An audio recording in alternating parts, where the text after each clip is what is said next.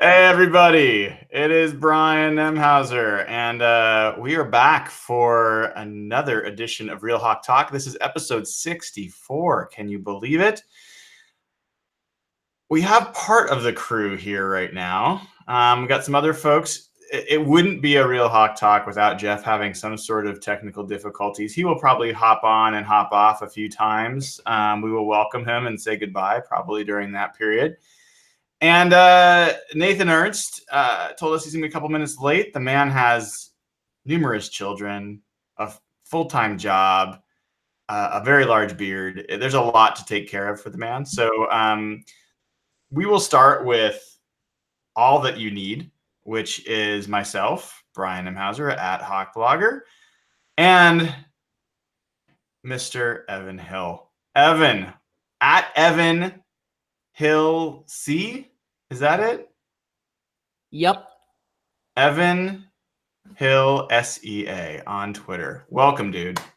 Thank you. The real reason you want to tune in to see this beautiful face, I am here. My presence is here. That's true. It's quorum as long as you're here, Evan. But we've got a lot to cover tonight. I'm super excited and appreciative that we're able to get together this week. I'm going to be out next week pulling sockeye salmon out of the Kenai River. But there's a ton to go over. We've got training camp starting next week. We've got position battles. We've got 53-man roster projections. We've got contract news. We've got injury news. We've got all sorts of things to cover. So we're going to get started. But before we do, I want to welcome a couple new sponsors to Real Hawk Talk. And Evan, I'm going to have to ask you to start with the first.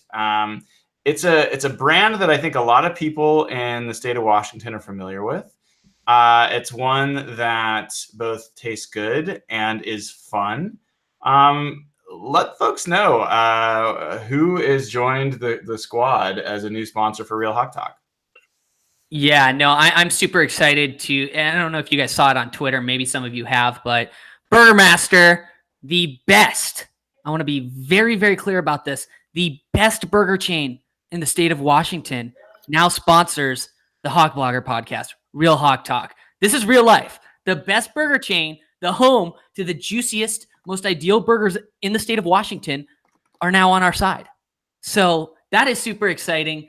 They are doing a full season sponsor, so you'll hear all about them during our podcast. Personally, outside of their sponsorship of this podcast, I've been an on the record supporter for Burger Master. So I'm not being paid to say this. I literally love Burger Master. They have 6 locations all over the Puget Sound. The one I always went to was right off of 520 when you're coming from Seattle, and on that Kirkland-Bellevue border. That's probably one of my favorite locations. So Burger Master, so excited to have you guys on board. I love your burgers. Dude, I'm the same way. It is always fun pulling the family into the drive-in at Burger Master and ordering food, not getting out of the car, chilling on a summer day.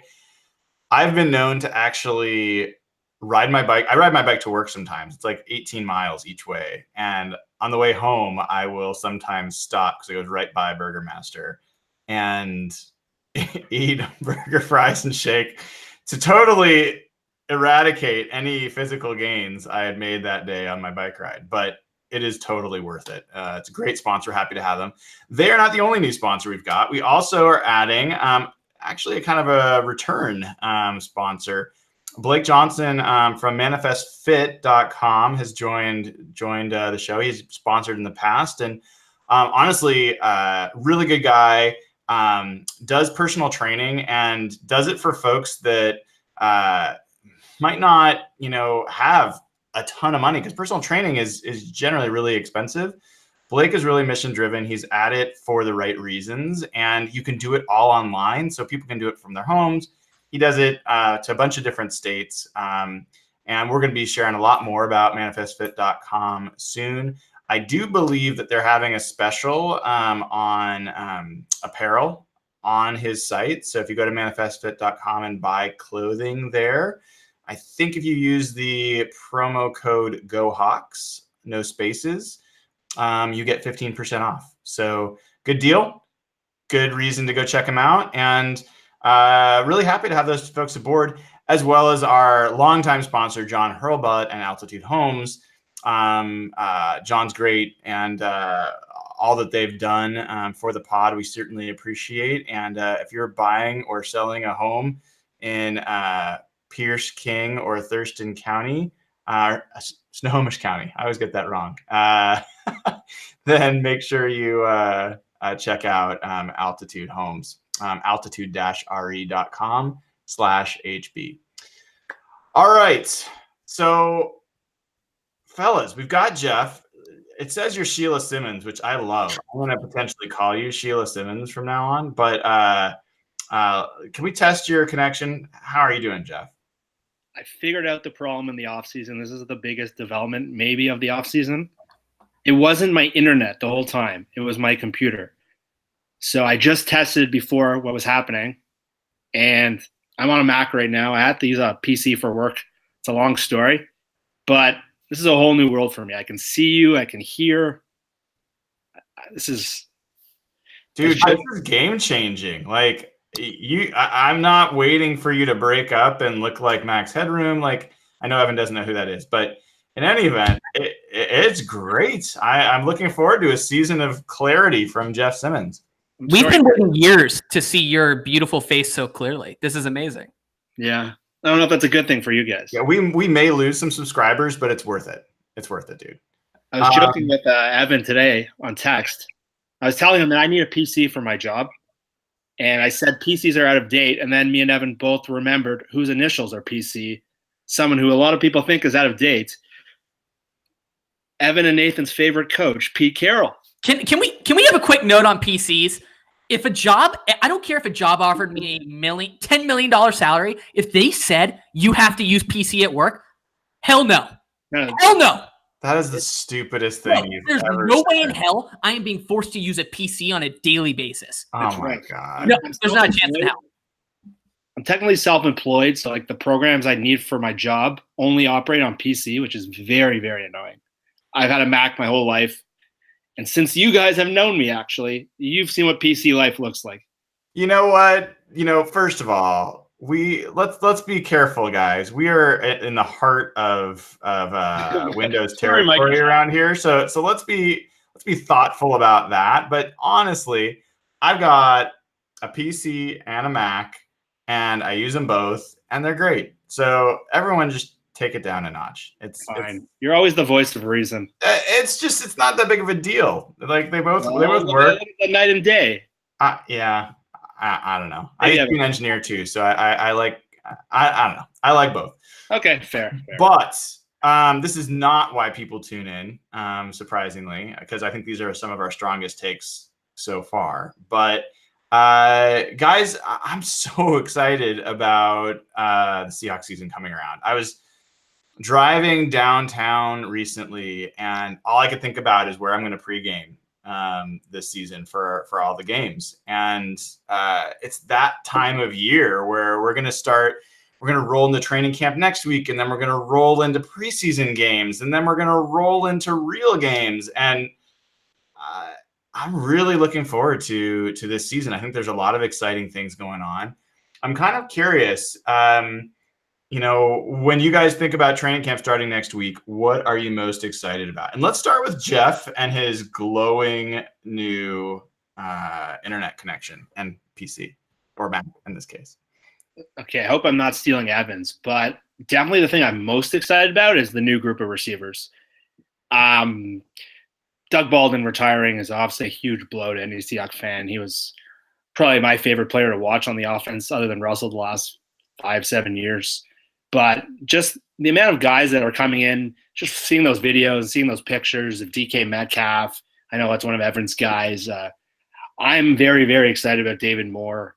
Gary Jennings is a guy I really liked around draft time. And I remember when we did our pod right after the draft, he was the pick I was almost as excited about as DK.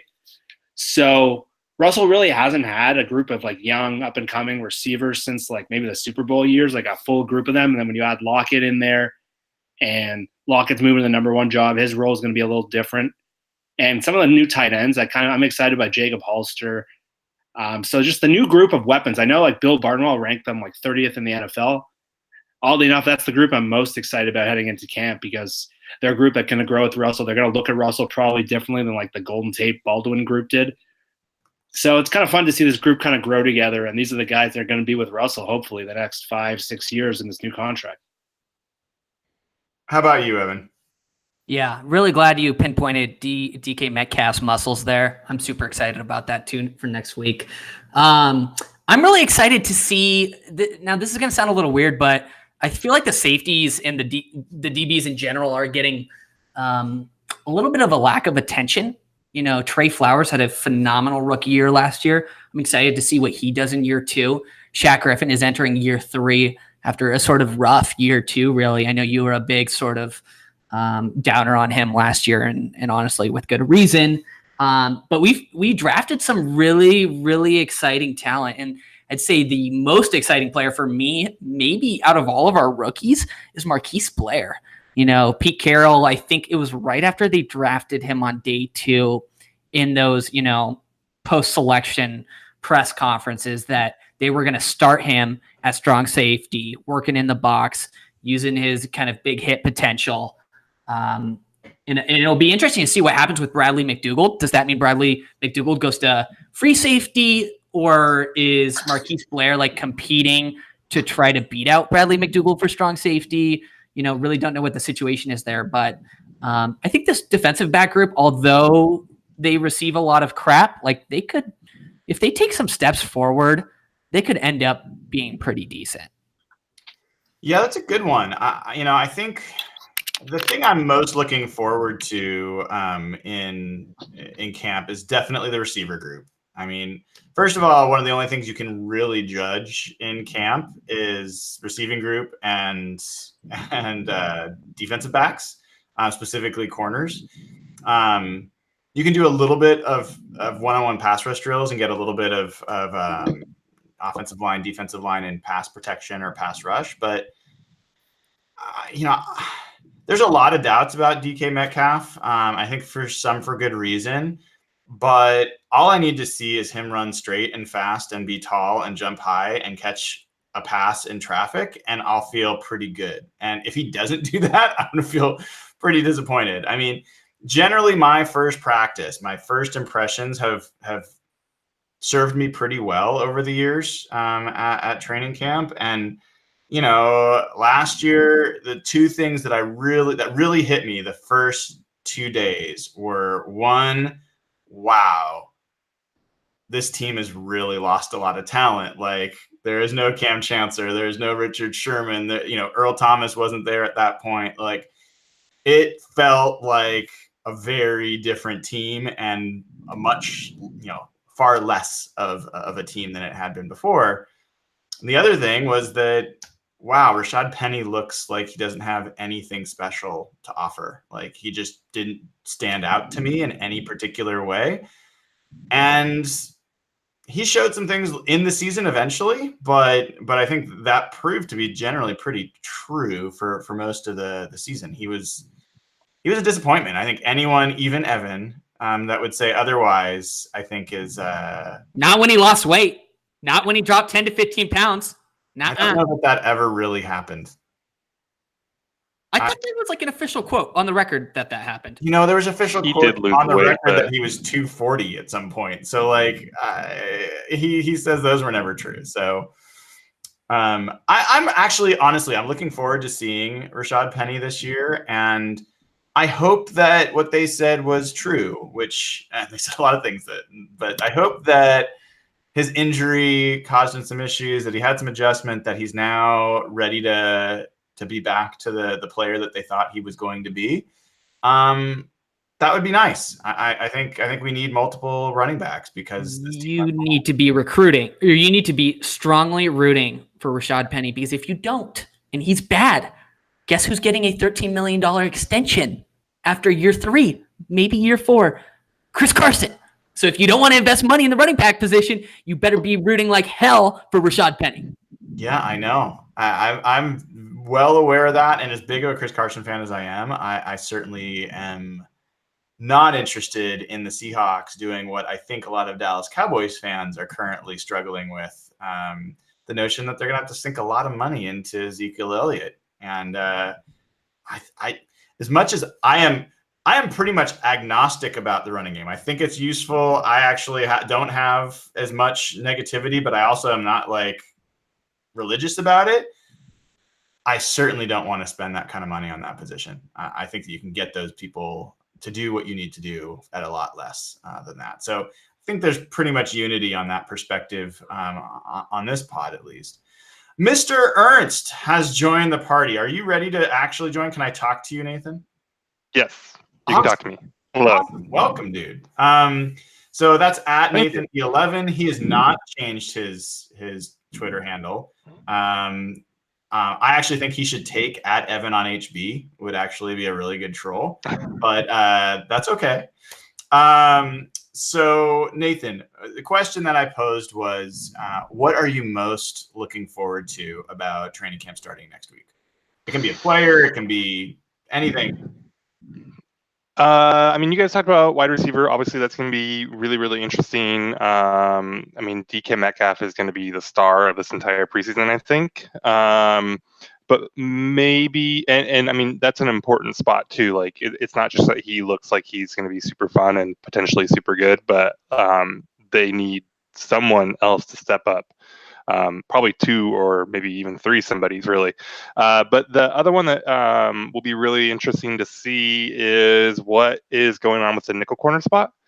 Is that Ugo Amadi's job to lose? In your post, you have him as a safety. I think they're going to give him a lot of chances to take the nickel job, but we'll see. Or do they do something different there? Is there some kind of like a hybrid thing that they start to do with him since he's got some flexibility? Kalen Reed, Jamar Taylor, Jeremy Boykins. I mean, a bunch of guys. King is in the running there, but he's not. A lot of those guys are not your prototypical nickel types, and even Amadi, who's more of the prototypical size for a nickel, he's a little smaller, doesn't have that kind of top end athleticism that I think you hope a nickel corner has. So that'll be really interesting to watch and see how that whole group shakes out. That's a great one. And to be clear, so Nathan's referring to, I published a 53-man roster, and I've got my cat hair like all over me. That's what's going on here. So I published 53-man roster. We'll talk about that a little bit. And I base the positions based off where the Seahawks list the player. And also, additionally, I also, from where they played in minicamp or were reported to play. So Amadi, because of all the injuries at safety, he almost exclusively was a safety during minicamp. They got some look at him and nickel, and I know that they want to. And I think I'm with you, Nathan. I think that's his position. Although it would be huge if Ugo Amadi could prove that he is a challenger for the free safety position. Because to your point earlier, Evan, about Marquise Blair and Bradley McDougald has been very clear that his preference is to play strong safety. That's the position he feels most comfortable in. That's where he feels like he excels. He can play free safety, so they do have that optionality, but he doesn't feel like that's his best spot. The only guy that I know for sure on the Seahawks roster that has played free safety in the Seahawks defense is Tedrick Thompson. And I don't know that any of us feel particularly good about him on this podcast. And Amadi, I mean, I haven't looked, but do you guys know off the top of your head? I think he's faster than Thompson, but I think some of us might be faster. So I don't know. A low bar. I know, right? But that's kind of the point. He ran a 4.52 40-yard dash. And what was Tedrick, like 4.6? 4.65? That is a great question. He was a 4 money guess, Brian, is 4.60. Good work. Okay. Yeah. I knew there's a 6 in there. So bad. Never good when you're going from like a 4.27 guy and Earl Thomas to a 4.6 guy.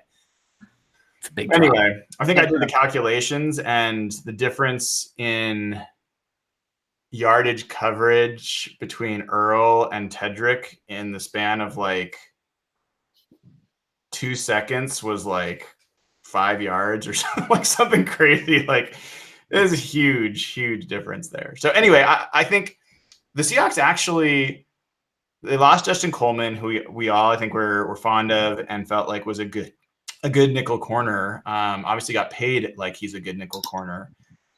But I actually think they have some really decent options there. And if Amadi can emerge at safety, I think that would be a really big win. That said, I'm not assuming that's going to happen. Is there anyone else, any of you guys know that is an option at free safety? I guess Marquise Blair played a little bit of that in college. Nathan, you've watched him a little bit. Did you see him? Yeah, I mean, Blair's the same kind of deal as McDougald. Like except he hasn't even shown it at the NFL level, but it's the same thing. Like he can play free safety. It wasn't what he was best at. Maybe under some tutelage of Pete, after a year or two, I mean, he's got the athleticism, I think, to do it. But I wouldn't expect that anytime soon. I don't think that's going to be pretty if he does end up there, especially with some of the comments that we've heard about Blair so far already. Yeah, I mean, Jeff, one of the things that Evan brought up Marquise Blair as a guy he's really high on. I think all of us are interested in him. He's certainly an athlete. You want to see a guy that's a hard hitter. Like he's got some of the credentials that I think we're looking for. And he was a high draft pick, so the Seahawks think highly of him. But from what I read during training camp and not training camp, mini camp, despite having a ton of injuries at that position, he wasn't starting during mini camp. And they had guys like Shalom Luani playing ahead of Blair in minicamp. And generally, I think usually that ends up being because guys are behind on the playbook. If they're a really great athlete, that's probably the reason. We now hear that he is on PUP. The Seahawks brought rookies in a week early this year, which is something they have not done before. And the news today was that, he, as well as Phil Haynes, Ben Burke-Hervin, and one other guy. Anyone know off the top of their head? Was it DeMarcus Christmas? Maybe. I think it was. Yeah, it was. Okay. Those 4 were placed on PUP. We'll talk about how big of a deal that is. But specifically focusing on Blair, is it realistic to expect him to compete for a starting spot in the preseason? Not sure whether it's realistic, but unfortunately, I feel like, honestly, there's some potential in the safety group, but there is not a lot of depth. For example, if Tedrick gets hurt, if Blair gets hurt, so there's one player behind you, like where's the depth there? There's some concerns. Like whether he likes it or not, he's going to be thrown right into the mix and probably, if he's lucky, start. So it's kind of it's an exciting situation, but it's also kind of scary. Yeah. What are your thoughts, Jeff? I think if you look at the way that Pete's brought along rookies historically, he usually creates packages for them, especially defensive backs, and kind of utilizes them to their strengths rather than kind of throw them into the fire. I know he did that with Earl and Bobby and KJ probably, but if you remember the way he kind of used a lot of more unique players as rookies, he wanted to kind of just give them packages designed for them. And then by year 2, that's when he kind of unleashes them. Sort of what they did with Cam, and they've done it with some other players. Even Sherman wasn't supposed to play much his rookie year. So I think Blair's probably going to be in a role like that. I don't expect him to play free safety really at all. I think his strength is more hitting than center field coverage or deep coverage. Every time they've talked about what kind of ferocious hitter he is, he's probably better along the line of scrimmage. So another guy I could see playing if McDougald does kick out to free safety is Lano Hill. Is it Lano Hill now? It is Lano Hill. He's dropped the DE. Yeah. So when Pete was talking in the offseason earlier, like anytime you bring up the safety group, Delano Hill would always get mentioned and Tedrick wouldn't. To me, that kind of jumped off the page a bit. I know Delano Hill was starting to come on last year at the end of the year before he got injured. And maybe that's something to get excited about. But really, there's 4 safeties we're probably going to see play. Who are going to be in the mix. It's probably Blair, Hill, McDougald, who's got a bad knee historically. And hopefully, no, we don't have to watch him, but Tedrick's in that mix. So those are the 4 guys. If one gets hurt, who's left? Shalom Luani. Those are the 4 guys who are probably battling, right? Yeah, you've got at that position, you got Bradley McDougald, Tedrick Thompson, Marquise Blair, Leno Hill.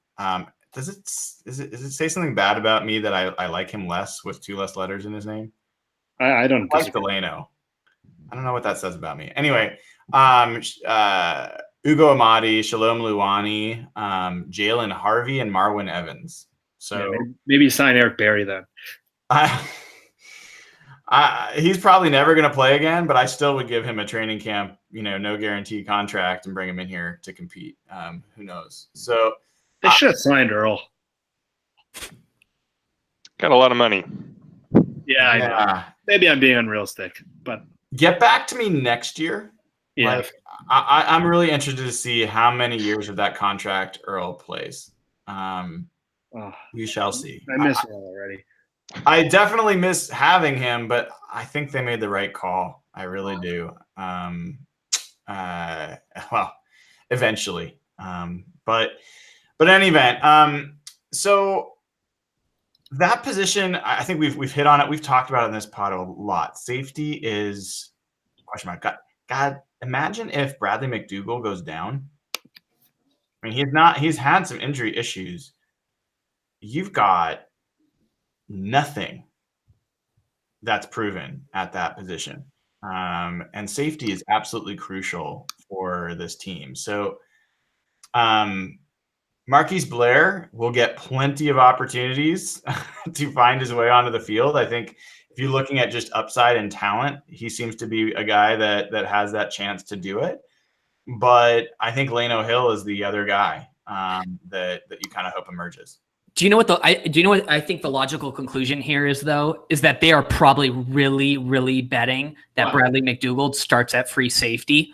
Because if you add Bradley McDougald to that Amadi and that Tedrick Thompson group, okay, then you've got, 3 players at free safety. And then in strong safety, you have Blair, Delano Hill, and I guess Bradley McDougald, who can do both. So, there's the potential that Bradley could be playing free safety this year. I'm assuming that's the case. It would be a huge win and a shock if that's not the case.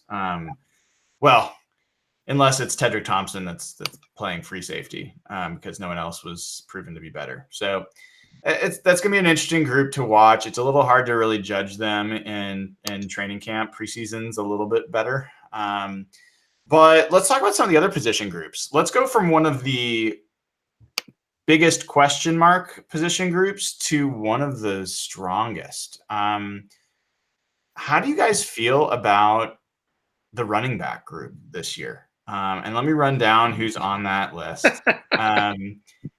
You can feel any way you want about how important. I'm just going to hang out over here and sip my beer for a little bit, let you guys chew on this one. You've got Chris Carson, Rashad Penny, Travis Homer, J.D. McKissick, C.J. Prosise, Bo Scarborough, and Marcelius Sutton. Not to mention Nick, is it Ballore or Ballori, is a fullback. So I think that personally, I'm happy Mike Davis has moved on. I think that this gives an opportunity for a third down running back that could actually be more of a receiver out of the backfield, like a J.D. McKissick, or even to C.J. Prosise if that happens, or Travis Homer. I think Travis Homer is a guy that most people have forgotten about. He was a draft pick. He was a guy that the Seahawks said was maybe the best special teams player they scouted in the whole draft. And also is known as a good receiver and a good pass protector. So I think there's a decent chance he's going to get some opportunities to take that third running back spot. I'm kind of curious where you guys are at on the running back position. And why don't we start with you, Evan? I know you're chomping at the bit. I am flat out disgusted that C.J. Prosise can still say he is employed by the Seattle Seahawks. I am flat out disgusted by that. How many games has C.J. Prosise been available the last 3 years? How many snaps has he played without getting hurt the past 3 years? You know what this is like? We all have normal jobs. Say we get hurt on the way to our coffee shop in the morning and we don't show up to work for the next 4 years. That's what C.J. Prosise is doing. He's not available. The best ability is availability. And to be frank, he hasn't been available. I think just a couple of weeks ago, we saw Pete Carroll said he got a tight hammy or something like that. I love the dude. I know you can't really control You injury. don't love the dude. Okay, that's true. I don't love the dude. Good. Thank you. That's accountability right there. Something that this team is bringing in. CJ, he's just not available, and you can really not control injury proneness to a strong extent. And to be quite honest, if we're rolling with 4 running backs, I'm going. So obviously Penny running back 1, Carson running back 2, J.D. McKissick, and then Travis Homer at number 4. Jeff. Okay, I couldn't even contain that one. Well, just to touch on what Evan said quickly. Like I agree with most of what you said in terms of processes and the disappointment with them, but like really what's the alternative? Cutting him? You might as well just keep him for the rest of his rookie contract and then just not sign him, right? It's not like having him is preventing you from doing something else. He probably it's a roster spot. Yeah, but it depends. It's Who a they really 90-man roster spot, not a 50. Might not make the roster. Well, anyway, I'm happy again. I'm happy with Brian said. I'm happy Mike Davis was gone. He played well last year, but that damn 2-minute drill with Mike Davis plotting up the middle for 2 yards and those dump off passes to Mike Davis, that drove me crazy. That's why I have no more hair left. Those were the worst. I know Shoddy has Twitter now, so I'm good. I'm glad we don't have to talk about Mike Davis to him. Yeah, objectively, I'm more closer to Nathan in terms of, passing probably should be more of a priority, but in terms of looking at the roster objectively, running back is clearly a strength of theirs. Chris Carson. I think people forget how good Chris Carson was. I know like the advanced metrics were really, really high on him. PFF is really, really high on him. And just like kind of I'm reading a lot of fantasy football stuff now, and they have no idea how to make of this running back group. They keep pushing Rashad Penny because he was the first round pick. But Chris Carson was one of the best running backs in the league. If you looked at more advanced stats and if you watched him play every week like we did, he was really good. So I'm excited to see how he responds. I know he's kind of coming off an injury, but watching him play, I know they probably gave him too many carries last year, but he was fun to watch. Penny, I do think will be better. I don't think he'll ever be a first-round kind of player, but I think now that he's comfortable, I think like a comparable maybe. He obviously doesn't have this kind of talent, but Melvin Gordon, if you remember, had a really bad rookie year. The game was a little fast for him. I think he didn't score a touchdown, and they picked him like 7th overall.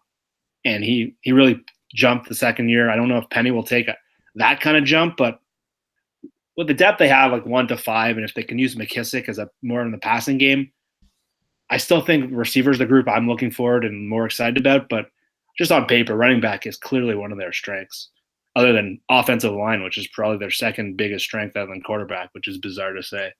Well, we'll talk about that. I mean, I think if you talk about the running back position there, I'll say my piece on CJ Procise and move on because I don't think he's going to make the roster, and I'm one of his bigger proponents. I think he's the most talented running back of the group. Oh, stop it! I absolutely do. He's not better than Chris Carson right now. He's the most talented running back of the group. I do. I believe that to be true. Nathan, yeah, never think you're not going to stand for that, right? I mean, obviously he's wrong because running backs don't matter; they're all the same. But he's so happy. I don't think that's the backup you were looking for. No, I'm not looking for any backup. It's fine. I think people talk about the New England game. I get that he was great in that game, but he was great in the New Orleans game. He was great in the Eagles game. Before he got injured. Yeah, I mean he's been injured. That does not mean he's not talented. That's a very different. Durability is not about talent. So I cannot believe this take. I don't think it's that hard, that crazy of a take. And I think if CJ Procise is 100% healthy, 1-to-1 ideal situations, he's more productive than Chris Carson in a single. No, there's a difference between production and talent. Yeah. But why, if he's the more talented player, why wouldn't he be the more productive player in the same situation? It's like calling a guy really athletic, but they're not as productive. I think that's his point. I think physically, in terms of like traits, maybe he's the best, but in terms of as a player, do you agree with that? It's a little bit of navel gazing. I mean, I don't think this is nearly as hot of a take as Evan wants it to be, but look, I guess I kind of, again, like I don't think that there's really meaningful differences between running backs for the most part, but like, are we just talking about physical talent? Because I mean, I would probably agree if we're just talking about it in terms of combine type stuff. Overall talent. So look, I assess running backs in a few different ways. Like, what's their ability to? I mean, there's different types of runs. Are they able to get to the edge? Can they run outside? Are they able to be physical and get tough yards inside? Are they able to make people miss? Then increasingly, how are they as a receiver? Can they split out? Can they run routes? And what can they do in those types of situations? And then obviously things like pass protection, which I put a little bit less priority on than the other things. And Procise is a former receiver and runs extremely good routes and is very dangerous. Has proven in what we can all agree has been a very small amount of snaps. He's proven to be an extremely dangerous weapon out of the backfield as a receiver. That's something Carson's been a good receiver when given the chance, but he's not built that way. And he's certainly, from a lateral quickness perspective, he's not the same player that Procise is. Where Carson is clearly better, and I'm a huge Chris Carson fan, clearly better than CJ Procise is power and running between the tackles. I think he's better, but Procise was not bad there. He was actually really physical, far more physical than I expected, and had more wiggle in between the tackles than Carson did. So I know you're going to be on the Beast Pod here soon, and if folks don't listen to the Beast Pod, they should. It's a good show. Beast Pod. It's the pod. Yeah, whatever. It's the place that people go other than this podcast. So, I know that there's some guys over there that have similar points of view that I do, but it doesn't even really matter because he's not his path to this roster is. I don't see how he makes it. I just don't see how you can keep a guy with 1 year left on his contract that's had durability issues when you've got a guy like J.D. McKissic that can do a lot of the same things and can be a returner, participate in special teams. And you got a guy like Travis Homer, who's now got 4 years of club control in front of him as a rookie and is a special teams player. So I don't think it'll end up mattering, but you scoff at it, Evan. I will just say the reason he's still on the roster is because John and Pete feel similarly about CJ Procise as I do, or else he wouldn't be around. That's been proven by other players. That's fine, but they have a better version of CJ Procise on the roster already, and his name is JD McKissic. So there's no reason that they can't keep both, though. They kept 6 last year. If going by the projection that Brian you put together, Procise is 6. They keep that many again, and I mean I think there's some other stuff. They might keep more at other positions, so maybe they won't keep 6. That's a little bit more than they've done historically, but I don't know who's beating Procise out necessarily. Yeah, if they go to 6, then he could be around, but it also could be that Bo Scarborough steps forward. That guy's a tank. I'm kind of eager to see what he looks like, but I have a feeling he's bounced around. If he had something to offer, he probably would have shown it already. So that is way more time than I expected us to get on the running back spot. I'm happy about that personally, but I know Nathan's dying a little bit on the inside. Well, I will say, I'll throw one thing out here. It's kind of interesting. They've got 3 guys now that have, I don't know if their hallmark is really receiving, but they've got Procise, who was a former receiver. They've got McKissic, who was a former receiver. They've got Homer, who is another smaller, kind of shiftier type of running back. It's a little interesting to see them have 3 of those guys as kind of a contrast to maybe the more typical bigger backs that they've liked. So I wonder if they're just kind of throwing a lot against the wall there. I don't know that they're particularly enamored with McKissic. Procise obviously can't stay healthy, so maybe that's why they bring Homer in. But kind of interesting the makeup of this group. I've been very consistent on this projection, and I'm sticking with it. You're going to see Shoddy throw to his running backs a lot more this coming season. That is going to be one of the ways that the team throws more than they did last year. And I don't know who it's going to be, whether it's going to be Homer or McKissic that are the recipient of a lot of it. I think Chris Carson is going to get targeted a lot more as a receiver. And they've actually even said some of that publicly. So that's not even that crazy. But I think you're right. Nathan. I think they're looking for guys that can be receivers out of the backfield. And I think that's going to be a bigger part of their offense. And I think it's going to be great. I think it's going to be a great addition to their offense to have a little bit more of that going on. I'd take that on 2nd and 12 over a run up the middle any day. So I gotta say, guys, I think the strongest position on the roster, other than maybe if you want to say quarterback, because Russell's, what he is, isn't it linebacker? For sure. 100%. I mean, let me run it down for you, and you tell me if you think that there's been a better running back group from 1 to 6, let's say. You can even go 1 to 5, whatever you want. You've got Bobby Wagner, KJ Wright, Michael Kendricks. Those are like your likely starters. Then you've got Cody Barton, who, was your 3rd-round pick. Yeah? Yeah. Yep. Barkevius Mingo, who I think probably belongs as a defensive end now, but we'll talk about that a little bit. Ben Burke-Hervin, Shaquem Griffin, Austin Calitro, Emmanuel Ellerbe, and Justin Curry. So I don't think much of Austin Calitro. So from him on down, I don't really think much of Shaquem Griffin actually as a linebacker either yet. But Bobby Wagner, KJ Wright, Michael Kendricks, Cody Barton, and potentially Ben Burke-Hervin, that's a really interesting fivesome. Where are you on this, Jeff? Yeah, I have to agree. It probably is the deepest group they've ever had. They've had situations definitely throughout the last decade or so where they've had a very good top end linebackers, but they've never really had the depth and the kind of backups they had, where Michael Kendricks is your 3rd best linebacker potentially, and you can slide him into 3 different spots if someone gets hurt or if KJ doesn't recover well from the knee stuff that bothered him last year.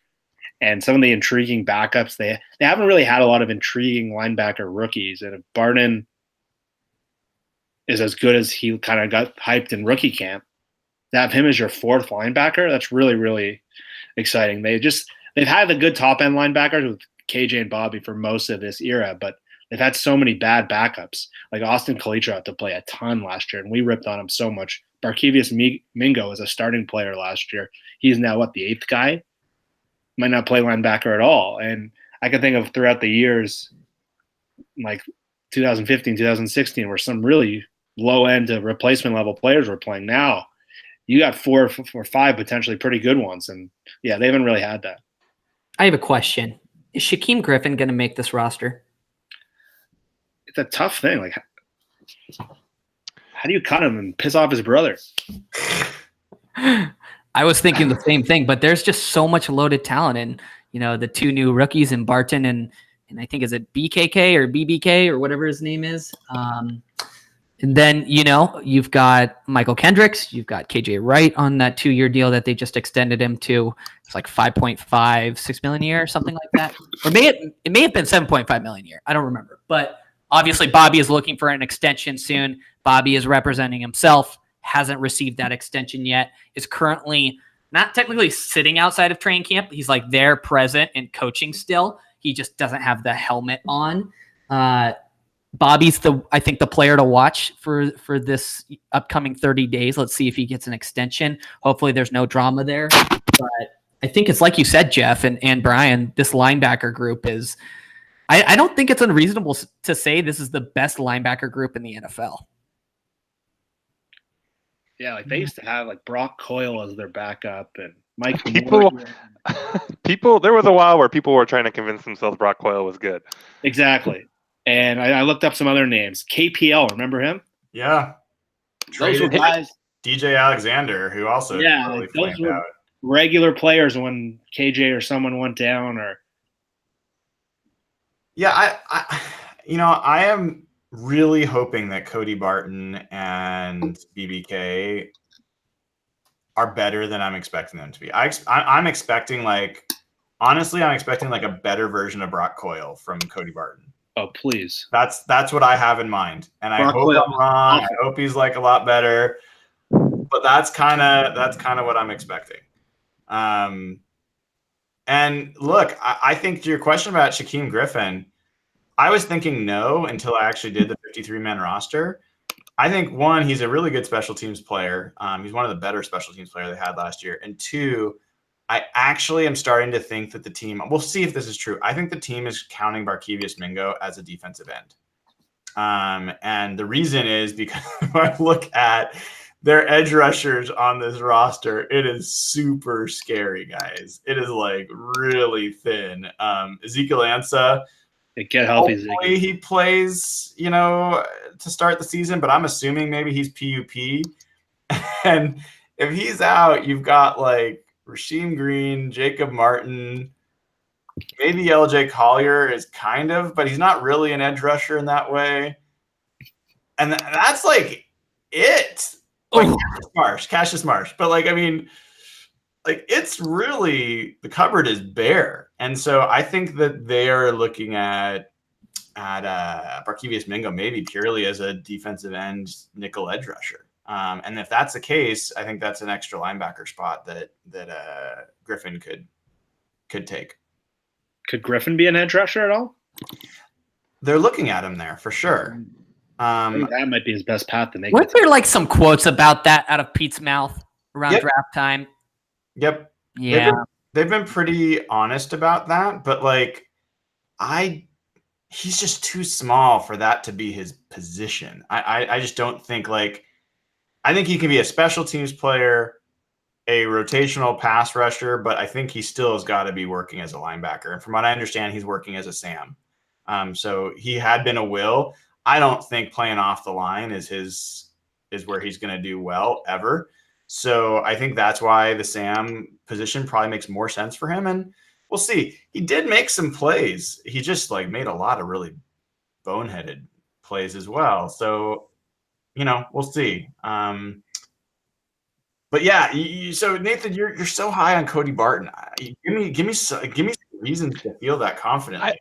I think he's going to be a good player. I mean, to compare him to Brock Coyle, it's just not. It's just. So who's in your mind who's your mind's eye when you think of Cody Barton? Like who comes to mind? I mean, he's run of the mill linebacker. Like I don't think he's got any real,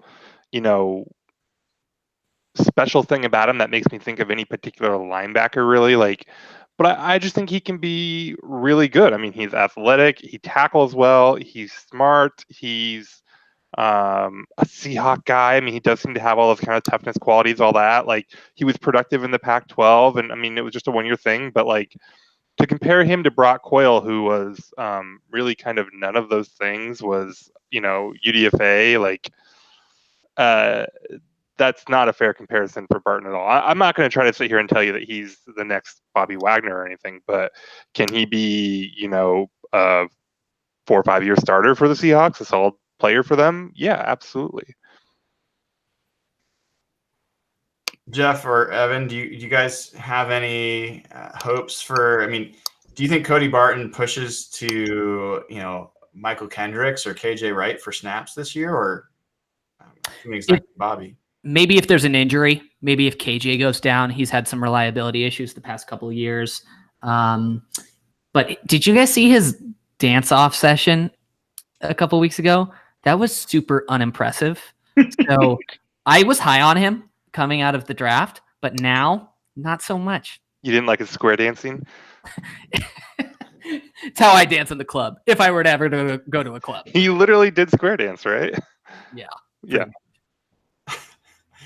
Yeah. So I mean, I think he's the team generally keeps 6 linebackers, and I think people that we can pretty much lock in Wagner, Wright, Kendricks, and Barton. I think that you're then looking at 2 of whether they consider Mingo a linebacker, 2 of Mingo, Ben Burke-Irvin, Shaquem Griffin, and Austin Calitro. I don't think they're keeping Calitro again. He's there's no. I think Griffin's got to be kept. That's a good comparison for Brock Coyle, Austin Calitro. Yeah, I think Coyle is better than Calitro. That's not saying much. Yeah, especially because at least Coyle was a special team standout. But I think Griffin has the edge over Calitro just because of special teams, if nothing else. So yeah. How was Griffin as a special teams player? What's that? How was Griffin on teams last year? Did he play much? He was good. He was, if not their leading tackler, he was like their second leading tackler on special teams. I think he was a core guy on coverage and really came on as the year progressed. So I think that's a strength. But guess what? I mean, Ben Burkervin and Cody Barton are both supposed to be really good special teams players. So, you know, they love their special teams players, though. Yeah, but they haven't had a very good special teams for a little while. They got to make up for whatever Brian Schneider is trying to do. Issue, I think, right? Yeah. All right. Well, so the sexy positions, like offensive line, like wide receiver, tight end, cornerback, defensive line. Where do you guys want to go next? Let's talk corners. Corners. Let's talk corners. Justin Coleman got a fat contract with the Lions, $9.5 million a year. So the slot is open. The corners or that I forget that position group, but basically, yeah, exactly. There's a lot of opportunity here. I think Trey Flowers obviously had a phenomenal rookie year. I'm super excited to see the step he takes in year 2. Hopefully, it's nothing like Shaquille Griffin's year 2, but Shaq's year 3 is going to be really interesting just because he was drafted in the 3rd round a couple years ago. So he's entering year 3. And then next year, 2020, is his last year on his rookie deal. So it's not like he has a super long remaining tenure with the Seahawks on the books. Guys, I got to be honest. I don't think that the Seahawks I think Justin Coleman was the only above average NFL starter at cornerback on the Seahawks roster last year. You wouldn't consider Trey Flowers? Really? No. Yeah, I thought Flowers played pretty well. No. Flowers was pretty overrated. He was a nice surprise for what he was, and I think he played better as the year went on, and so expecting him to develop into something makes sense. But let's not get away with what he actually did. What do you guys think about Akeem King? He's been somebody that's kind of been in the background the past couple of years. Do you think there's any potential there? Go ahead, Nathan. I mean, it's the same. I'd say the exact same thing. Like he played a little bit last year, not a ton. He had one nice game where they used him pretty well against Travis Kelce on the Chiefs. So it's the same thing. Like, yeah, it makes sense to be optimistic about him, but let's not pretend like he had some kind of year that he didn't, right? I mean, he was what he was. Yeah, I think he's a matchup player. Kelce was his best game of the year. I think you can use him against bigger slot guys, but against like the really fast, like speedy slot guys, I think that's a really bad situation for him, and I think he would get exposed there. So he's a guy that helps to have, but I don't think he's your every down Walter Thurman kind of slot guy, right? Yeah, that's the thing. I think a lot of people have been talking about Akeem King as the odds-on favorite to take over for Justin Coleman. That's not how I see it. I don't think he's the right body type for being an every down nickel corner, and I think he's much more of an edge corner. So unless you're gonna, I don't think you're really going to slide. Shaquille Griffin could maybe slide inside. He's got a little bit more of the lateral agility. Trey Flowers certainly couldn't slide inside. So I think Akeem King is like, he's that third safety kind of role that plays corner and matches up. I think he's a backup edge corner. But like the guy that I have my eye on, I'm really high on Jeremy Boykins. I really liked his body type. I liked the way he looked last year. I think he's had a year of seasoning with the team. I think he's poised to step forward. It would really worry me if Nico Thorpe gets the job. They've been talking up Nico Thorpe a little bit, and I think that would be a real sign that the young players did not step forward, and that the overall talent level dropped at that position. So that, to me, is the bellwether. If Nico Thorpe gets the nickel corner job, Seahawks fans should be pretty concerned. If someone else steps up and grabs it, I think that's great. Kalen Reed's the other name that's come up, and the best man win. A name on the cornerback side that I'm kind of curious about. I don't know if there's some other names we haven't talked about. There's Simeon Thomas, 6'3". There's Devontae Davis. There's Jamar Taylor, who I think is he the other 6'3" guy? No, Derek Thomas. No, Jamar Taylor's a slot. Slot guy. He's been around in the league for a while. So I'm really intrigued by Simeon Thomas. 6'3", was a guy that they acquired late, like right before the season started last year, and basically stashed him around for a year. I haven't had a chance to really see him play, but generally when John and Pete do that with a guy, like the next year they show up as someone interesting. So I'm kind of curious about him. Are there any of those other names that you guys have any feelings about one way or another? I like the other Thomas a little bit, Derek Thomas, mildly interesting. I mean, he's your prototypical Seahawk type, long, athletic, tall. I don't necessarily know that he has any better shot of being the one that breaks out than Simeon Thomas has. I just know that I've watched him more from Baylor, so I like him. I think he's one to watch. So, I mean, this position group, guys, we really need Shaquille Griffin and Trey Flowers to step forward quite a bit from where they were last year for this group to be solid. I think that Shaquille Griffin, his first year, was an above average starting corner. That at least that's my assessment. I don't think he was that last year. I think Trey Flowers, I expected to be a disaster as a rookie. Not that he couldn't improve, but he was not. I think he was passable, but I don't think he was anywhere near like your average starting corner last year. I think that there's a lot of reason to hope that he does develop and step forward in his second year. Everything we've heard is that he's a smart guy. He studies. He's a hard worker. Like, and if he started out better than we expected, or at least better than I expected, I think there's reason to expect him to grow. So then you're really looking at that nickel position. That's going to be one of the key bellwethers for this defense heading into next year, because Justin Coleman played a really good nickel corner, and if you insert someone there that's not very good, and you've already got the safety problems we've talked about, that could be a real issue. Yeah. Heading into the season. Yeah. Coleman had a lot of tackling issues last year. It's true. So that might actually improve. There was a lot of like third downs that got away from him.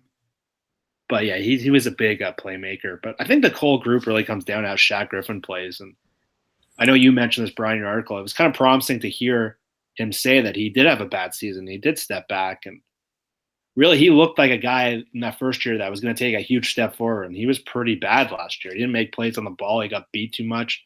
I think the group really, I know the nickel's important, but I think they can kind of mix and match based on matchups. I think it really comes down to what he's like. And it's Trey Flowers is a guy, yeah, we don't know what he'll be in year two. Now the team's kind of having the book on him more. But I really think if Shaq Griffin becomes a good player, that will take the team a long way. And if he's like he was last year, they're going to have a lot of trouble in coverage.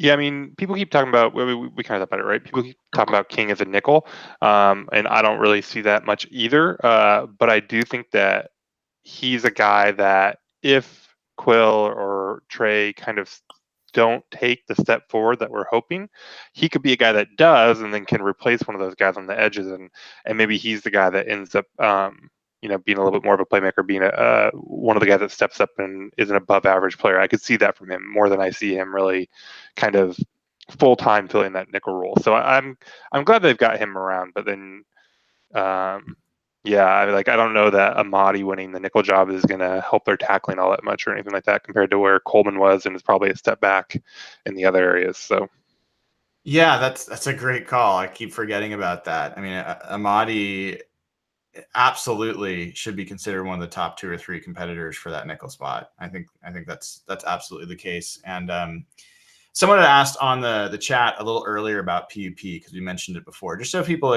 understand. We mentioned that there was 4 rookies that they placed on PUP today. Again, those names were Phil Haynes, Marquise Blair, the safety. Phil Haynes is the guard that they drafted.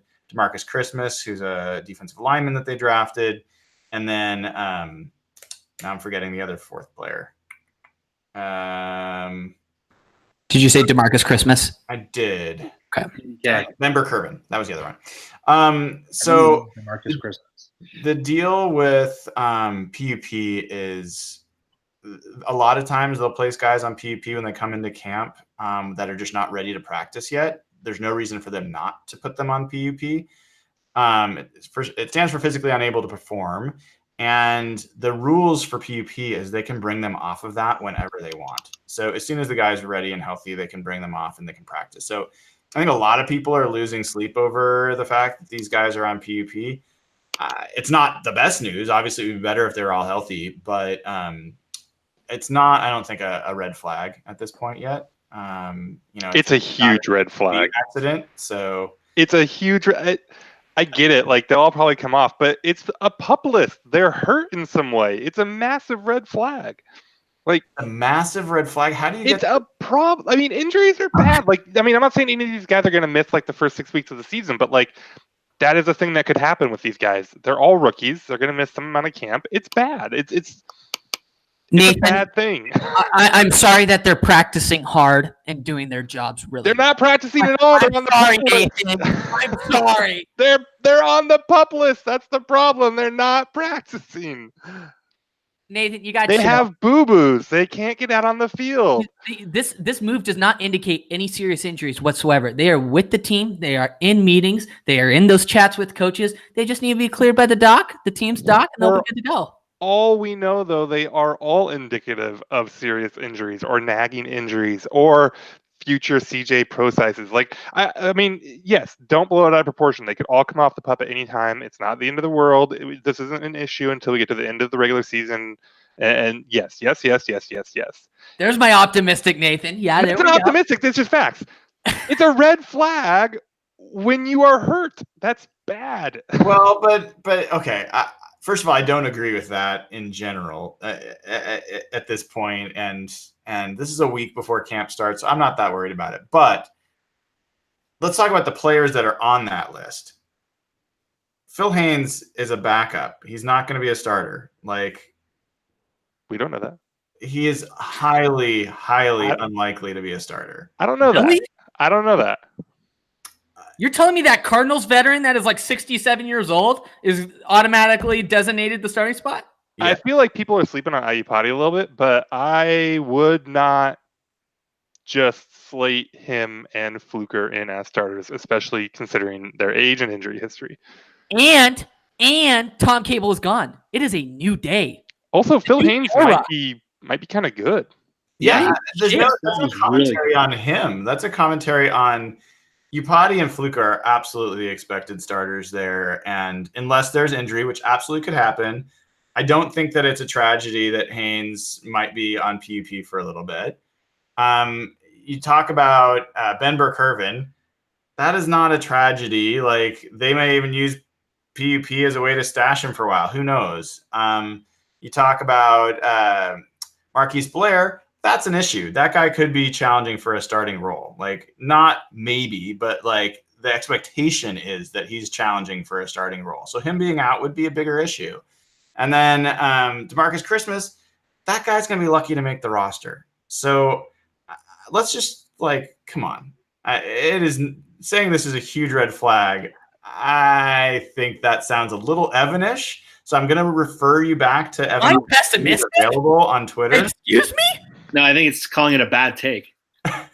I thought it meant exaggeration. Exaggeration, yes. A little hyperbole. But no, bad take's probably right, actually, too. No, I mean, it's not like a huge red flag, but it actually is a red flag. It is bad. There is no goodness. Like, nothing about them being on PUP is good. They're healing, Nathan. They're healing. We don't know that. The body heals. It could be terminal for all we know. We don't know anything about this. How did healing work out for Malik McDowell? All right. Yeah, Evan. How did healing work out for CJ Pro Size? God did not bless those two. He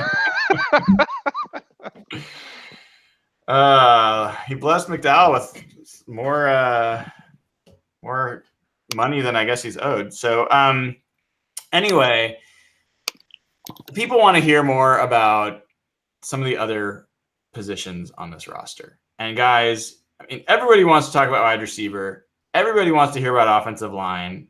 Everybody wants to hear about defensive line. I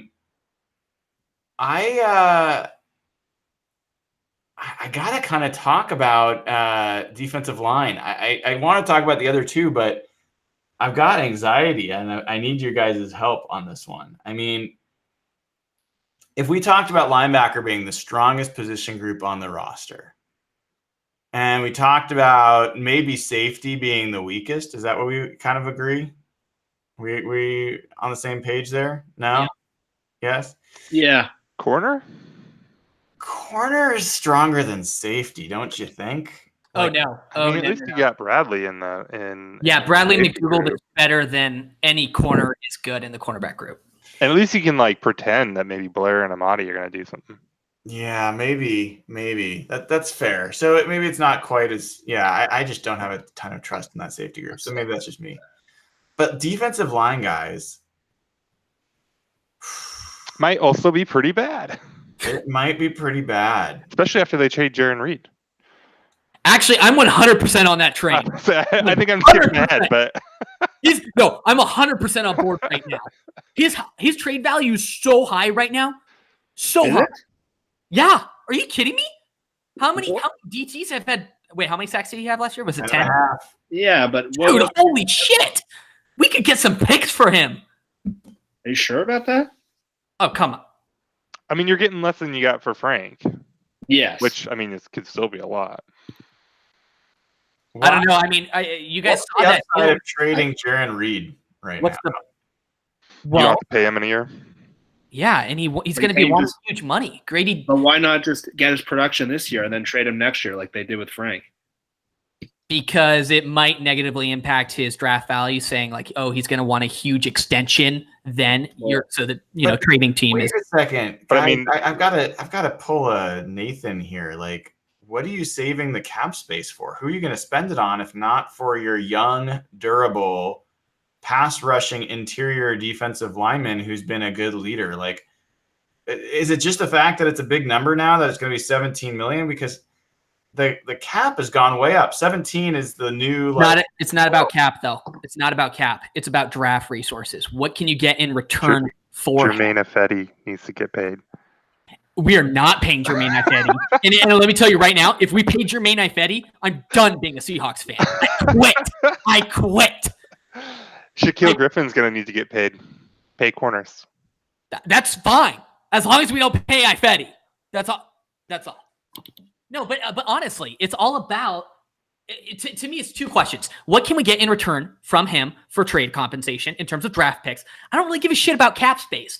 And then point two, though, and I do give a bit of a shit about cap space. It's, is this salary justified? Does his play justify this salary? So the market was just reset by Grady Jarrett with the Falcons. He got 4 years, $68 million. That's what? $17 million a year? Yeah, math is hard. $17 million a year. $42.5 million in total guarantees. Are you comfortable paying Jaron Reed $18 to $18.5 million a year? Does his play justify $18 to $18.5 million a year? Yes or no? Why is it 18 versus 17 or 17? Absolutely going to want to beat the market. He had better numbers statistically than Grady Jarrett did. Not over his career, though. But it's going to be based on last year. Yeah, but that's why you don't pay him now. You wait and see what happens. Well, if you wait and see what happens and he puts up another even just 6+ sack year, I mean, then you trade him, right? Sure. Guys, I mean, to what point the reason we got into this conversation is you've got a really, really thin defensive line group. Jaron Reed may be your best player in that whole group. That's really disrespectful to Poona Ford. Wow.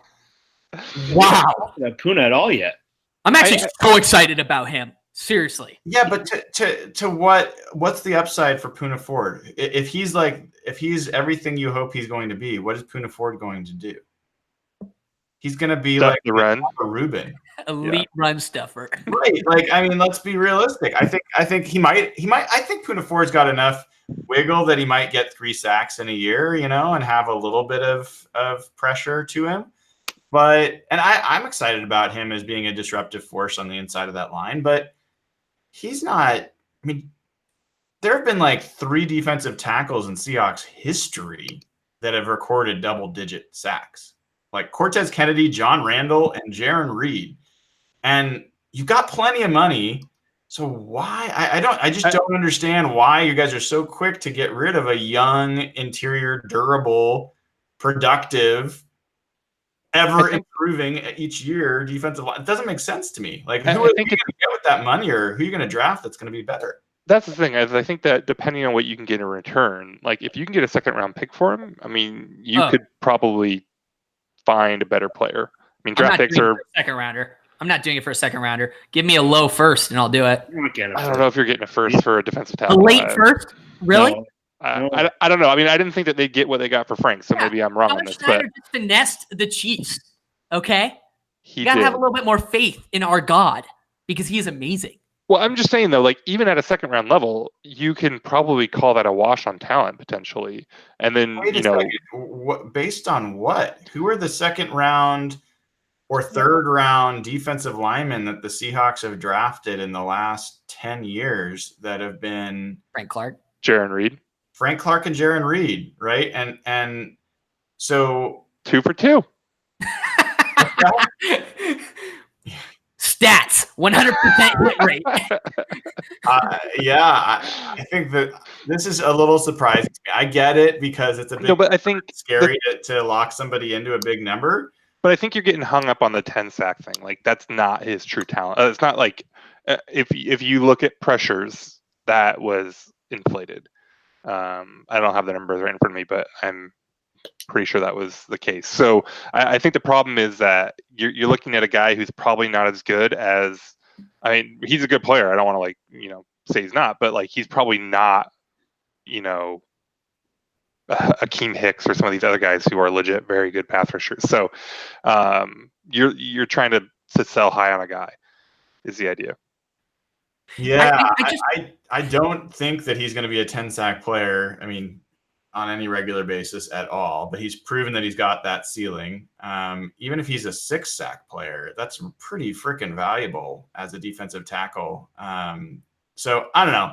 I'm not as excited to move on from him because I look at that cupboard and I think it's pretty bare, and I don't think that we're hurting for cap space. So I feel like we need to be adding to Jaron Reed, not like making that position group weaker and taking more risk there. Feels like a huge risk to get rid of your one guy that you feel like you can rely on. The other guys you got there, Poona Ford, yes, we're excited, but I mean, he still is pretty unproven. Rasheem Green did nothing last year. You have to hope that. I mean, I think he is the biggest wild card. If he can step forward this year, that would be huge for this team. LJ Collier, we hope, but we don't know. We don't know what we've got in LJ Collier. Jacob Martin, I think we're all high on, but he's not an every down player. And then you're into guys like Al Woods, Cassius Marsh, Quentin Jefferson, Jamie Mater, Brandon Jackson, Naz Jones, DeMarcus Christmas, Brian Monet, and JT Tuili.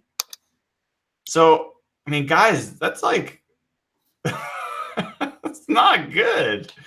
That's not good. I have a hot take. Okay. I think they're going to be fine. I think we're underestimating them. I'm a little bit there too, actually. Yeah. Frank was great last year, and if Ziggy Ansah can play, he can be like 60 to 80% of Frank, hopefully. And I think last year you had nothing from Green. You had Dion Jordan. You had Quentin Jefferson.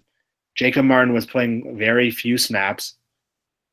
If some of those guys can naturally progress, they're not that far off from where they were last year. And they almost have more talent with Green and with Martin taking second-year leaps potentially. I think they're actually okay. And Marsh is kind of a stopgap player that can kind of help if they're not ready up front. Outside of Frank, they had no depth at all last year, and they were fine. There weren't many. They didn't sign Gerald McCoy. Yeah, I never understood that one. All the reporting was that he didn't want to come west, but who knows? Who knows how many? If you could have kicked a couple extra million at him and got him to come over. He was cheap. Yeah, he was. Yeah. But yeah, all right. Well, I think they're okay. I don't think they're good. So who are you expecting to really be meaningfully better than they were last year in the defensive line, Jeff? Rasheem Green. Okay, so what's a realistic expectation for Rasheem Green this year? Not say it. You were right. Like, say it. What's his role? Is he the 5 tech, the starting 5 tech? Is he sort of like what Frank was in year 2, like not an every down disruptor and a guy who can come in and on a modest amount of snaps and You saw a little bit during that Packers game last year. He can get to the quarterback, and I think he's a guy who can bring in like 3 to 5 sacks a year. He can be a disruptor. He can play the run. I don't think he was a 0 last year. So if he steps up a bit and Jacob Martin's pressure numbers actually do transfer, I don't know if they will with more snaps. And if Ziggy Ansah plays in this stadium, I think they're okay.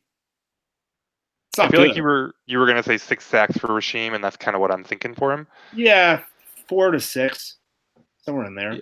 And you can probably get that from Ansah too. I mean, Ansah could potentially be a pretty good player. It's just a question with him is how long he can stay on the field.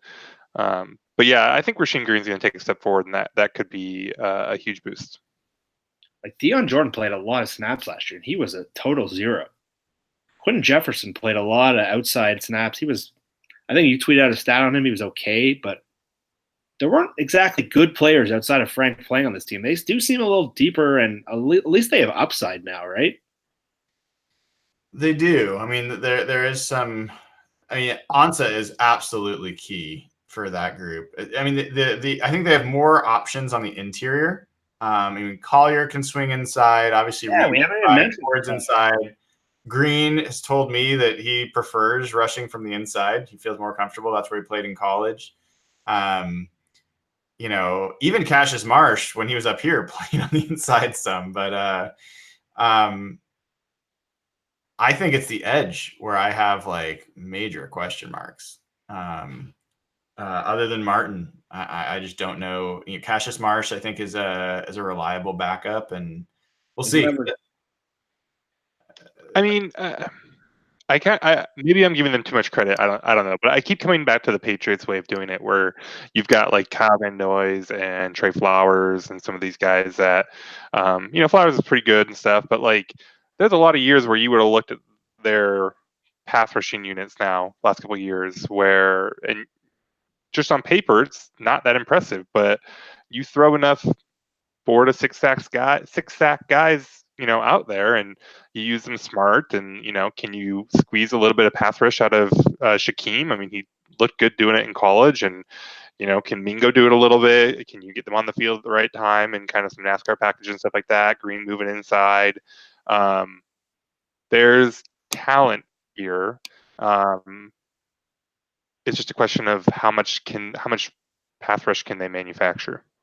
Yeah, I actually, I agree with that notion. I just think that takes maybe some different coaching than the Seahawks have had. I think Dan Quinn, as a defensive line coach, was able to get that out of the defensive line. I like their defensive line coach now. I think he's been better, but look, the Patriots, part of the reason they're able to operate, first of all, their pass rush has been pretty atrocious during the regular season the past few years.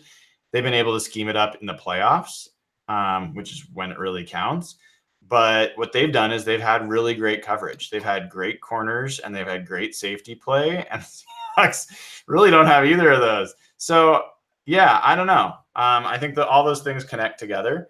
And I don't like being, glass half empty, especially before the season. But that group let's just put it this way, that group has a lot to prove. They have a lot more to prove than that they've proven already. Heading into this camp. So that's definitely a group to watch. I know we're late into this, and hopefully you guys can stick around for a few more minutes. We got to at least talk wide receiver. That's the group everybody's super interested in. The Seahawks have kept,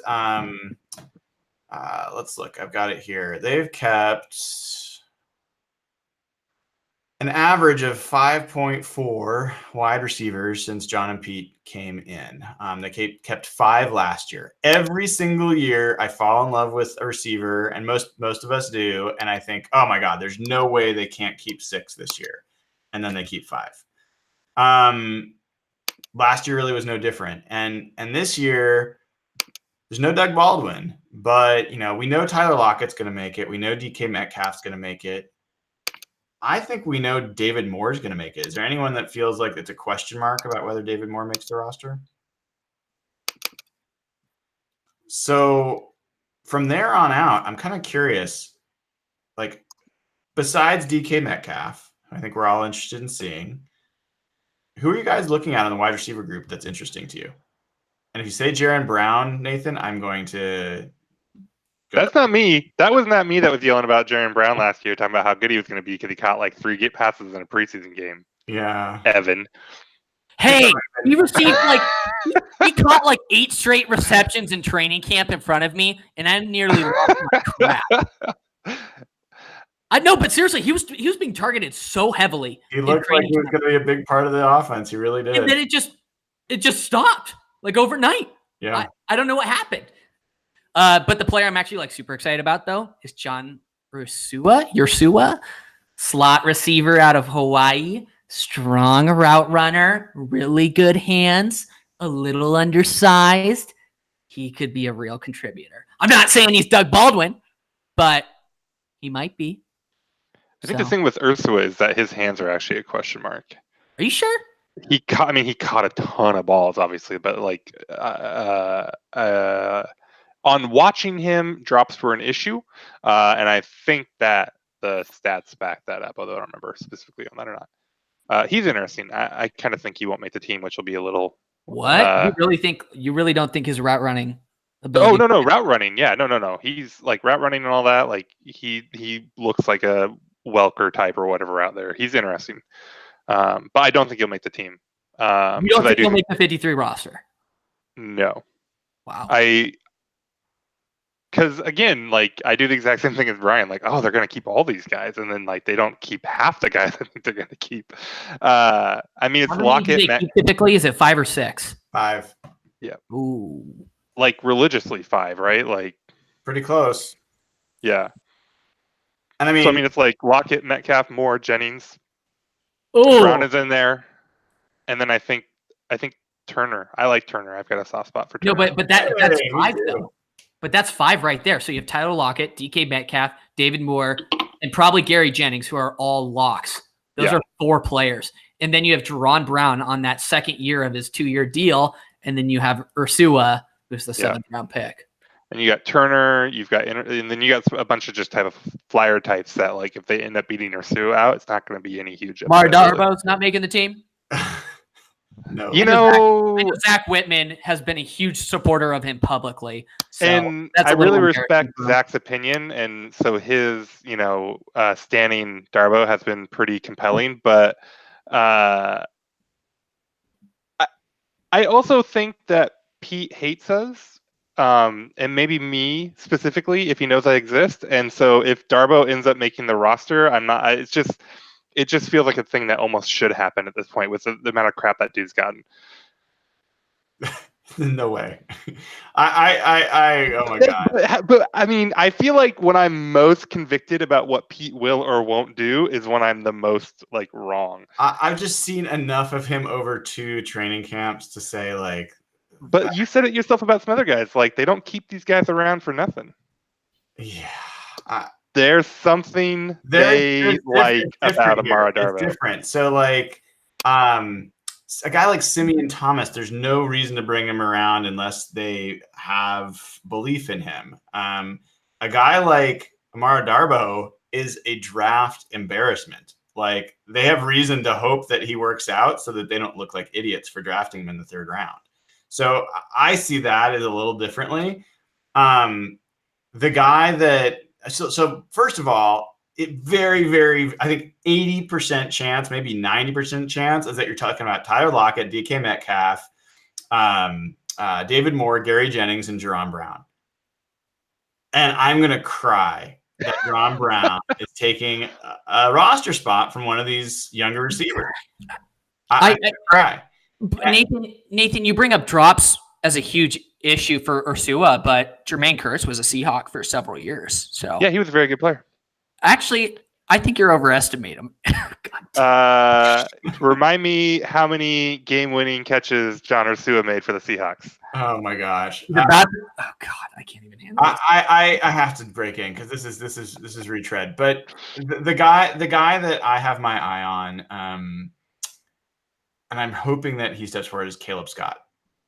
6'2", 200 pounds, run like a 4.4 or something, like has like a 37-inch vertical, like really decent athlete. And actually he was hurt a lot of training camp last year.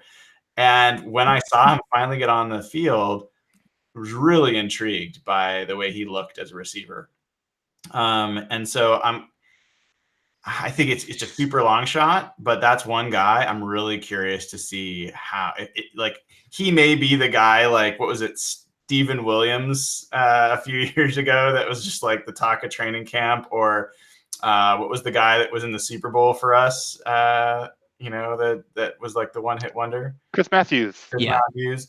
Like, yeah, watch out for Caleb Scott. I know Terry Wright, actually, Evan, to your chagrin, he was getting a lot of pub during minicamp as a guy that was really standing out, and it was benefiting from Ursua being injured and not playing. So, he may be another guy that jumps into the slot receiver battle. But I mean, Jerron Brown, guys, that's the place where I think this really the balance falls. And there's this small chance. I really hope it's not the case, but I think all of us are assuming Gary Jennings makes this roster. He's a 4th-round pick. Look back at the Seahawks draft picks, wide receivers in the 4th round, and how many of them have made the roster. It's not a guarantee. It's not a guarantee that he makes. I was actually just looking at this. This could be a kind of a bloody year for some recent Seahawks mid-round, like 3rd, 4th round picks. Like, you could have Procise getting cut. You could have, Darbo getting cut again. I don't think Jennings is getting cut, but like the curse of the 4th round Seattle wide receiver, I mean, that's out there. Nick Vannett, not a guarantee to make the team. Eason Posick, not a guarantee to make the team. Naz Jones, been in the doghouse for a while. Shaquem Griffin, I mean, I guess he was 5th round, right? And then who else? And then, there's an outside shot that one of Tedrick or Lano Hill gets cut too. It's true. That's a bunch of recent, like, 3rd round guys just kind of fallen by the wayside. Mm-hmm. But then on the other side, you got guys like, I guess we can wrap on this because I could keep going all night. But I think as far as guys that could surprise, Jacob Hollister is a guy that they've added at tight end that could be an interesting addition and could be an improvement over Vannett. We already talked about Phil Haynes. I think he's absolutely a guy that could have some upside. But Jamarco Jones, guys, I mean, he was playing really well when he got hurt last year. And if he's back, I don't know if it's realistic because they seem so infatuated with Jermaine Ifedi, but like he would be such a huge lift if he could really get some snaps at the tackle spot. He's really interesting. Could this be the year that Joey Hunt doesn't make the roster and they find a new backup center? Is that Marcus Martin is a guy that could be interesting as a guy that slips in there as a backup center? And you guys talk about guys that are on their final years of their contract. Justin Britt, right, is nearing the end of his deal. Are the Seahawks looking for their next center? What's crazy on that is his 2018 full base salary became fully guaranteed on the 5th day of this league year. It sucked. Yeah, but like, what else are they going to do? I mean, they've got nothing else there. I mean, unless Posick looks a lot better at center than he did at guard, which was true for Justin Britt. Like, I mean, what are they going to do? It just kind of blows my mind that they allowed, like, oh wait, was it a 3-year deal? I think it may have been a 3-year deal instead of a 4-year deal. Because I know his last year is next year, 2020. He has one more year? Yeah, no, this isn't his last year on the deal, for sure. Oh. Yeah. His deal was really weird. It had some like funky option that the team exercised. So, and then the other question I have is, how does George Fant playing tight end fit into the roster makeup? Are they going to keep 2 real tight ends? And is that where they gain a roster spot somewhere else?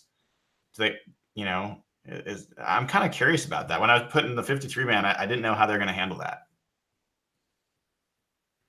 I mean, does he even deserve to be on the roster? George Fant? Yeah. I mean, why wouldn't he be on the roster? I mean, what does he do? What has he really contributed in the past several He years? played like 500 snaps last year. He's looked a hell of a lot better running routes in minicamp than DK Metcalf has so far. Okay. Good God. Yes. I can't disagree. Did you see that catch he made? Like outside the frame? Up the seam? It was legit. That was impressive. Oh, man. All right. Well, hey, anything else that you guys want to cover before we start wrapping up here?